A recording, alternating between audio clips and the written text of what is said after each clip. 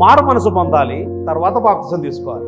మనం బాప్తిసం తీసుకున్నాం కదా, మారు మనసు పొందే బాప్తిసం తీసుకున్నాం. వయసు మీద పడితే అంటే కొంచెం యవన ప్రాయంలోకి రాగానే మీకు అంతా తెలుసు కదా, బాప్తిసం తీసుకోండి అని కొన్ని సంఘాలు ప్రోత్సహిస్తున్నాయి. అట్లా బాప్తిసం తీసుకోకూడదు. పెళ్లి సందర్భంలో బాప్తిసం తీసుకోవద్దు. పెళ్లి కోసం బాప్తిసం ఇవ్వను, ఎట్టి పరిస్థితుల్లో ఇవ్వకూడదు.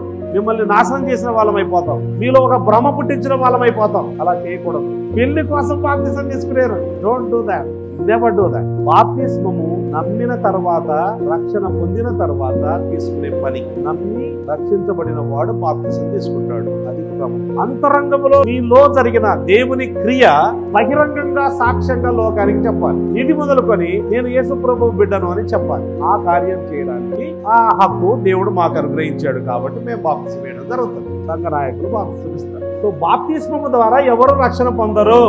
రక్షణ పొందిన వాళ్ళు బాప్తిసం తీసుకోవాలి.